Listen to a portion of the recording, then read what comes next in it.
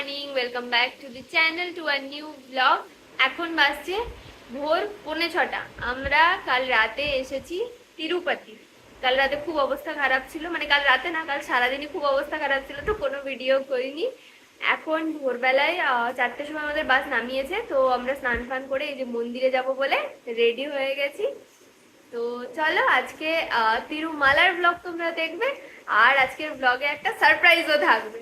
তো আজকের দিনটা স্টার্ট করি, এন্ড আই হোপ আজকের ভিডিওটা দেখতে তোমাদের খুব খুব খুব ভালো লাগবে।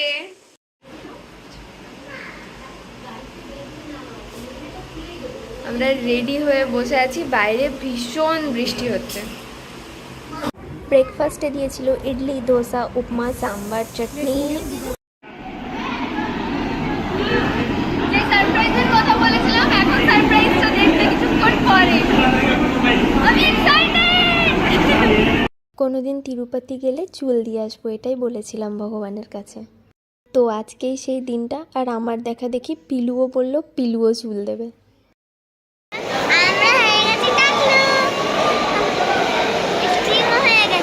তারপর দাঁড়িয়ে গেলাম দর্শনের লাইনে, যেখানে দর্শনের এক্সপেক্টেড টাইম দেখাচ্ছিল 28 ঘন্টা। দেখে আমাদের মাথায় লিটারালি হাত। কি সিস্টেম, কিভাবে দর্শন পাবো, কখন দর্শন হবে, কোনো আইডিয়া ছিল না। সবাই যেভাবে এগোচ্ছে আমরাও সেভাবে সবার সাথে এগিয়ে যাচ্ছি। কিছুক্ষণ বসে, কিছুক্ষণ দাঁড়িয়ে, আবার মাঝে মধ্যে ওয়েটিং রুম দিয়ে দিচ্ছে, সেখানে সবাই দেখছি শুয়ে পড়ছে, ঘুমিয়ে যাচ্ছে। তো আমরাও সেইভাবেই এগোতে থাকলাম। তিরুপতি বালাজি ব্লগ নিয়ে আমি খুব এক্সাইটেড ছিলাম, ভেবেছিলাম প্রচুর কিছু শ্যুট করব, বাট কালকে দিন যা গেছে, পুরো 20 ঘন্টা লাইনে থাকার পর দর্শন পেয়েছি। অ্যাকচুয়ালি মা বাবা যখন এর আগের বার এসেছিলো, আমরা অনলাইনে টিকিট বুকিং করে, দর্শনের টিকিট বুকিং করে, তখন মা বাবা এসে জাস্ট 2-2.5 ঘন্টার মধ্যে মাদের দর্শন কমপ্লিট করে পুরো মন্দির ঘুরে খুব সুন্দরভাবে ওরা দর্শন করেছিল। তো আমাদের মাথায় সেটা ছিল যে সেরকমভাবে করব, বাট আমরা অনলাইন টিকিট পেয়েছিলাম না। তো এখানে একটা ট্রাভেল এজেন্সির থ্রুতে আমরা প্যাকেজে নিয়েছিলাম, আমাদের 5 জনের টোটাল প্যাকেজ নিয়েছিল 13,000 টাকা। তো ওরা বলেছিল 5 ঘন্টায় হয়ে যাবে, ঠিক আছে, 2.5 ঘন্টার জায়গায় সেখানে 5 ঘন্টা হবে, উইচ ইজ টোটালি ফাইন। তো আমরা সেভাবে বুক করেছিলাম। বাট ওখানে ঢোকার পর ওরা ফ্রি দর্শনের লাইনে আমাদেরকে ঢুকিয়ে দিয়েছে 20 ঘন্টা, পুরো 20 ঘন্টা। আমরা কাল লাইন দিয়েছিলাম 9:30টায়। আজকে আমরা যখন দেখে বেরালাম তখন অ্যারাউন্ড ওই 5:30, 5:45 নাগাদ আমরা দেখে দর্শন করে বেরোলাম।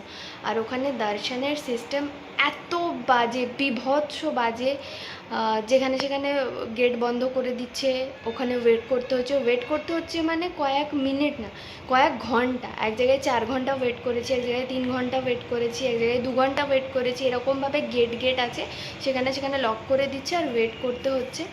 তো ওই রকম সিচুয়েশনের পর ব্লগ করার মতো পরিস্থিতি ছিল না। আর মন্দিরের ভেতরে তো ফোন ডেফিনেটলি অ্যালাউ ছিল না, যেটুকু পোর্শন ফোন অ্যালাউ ছিল, এনার্জি ছিল না যে ব্লগ করব।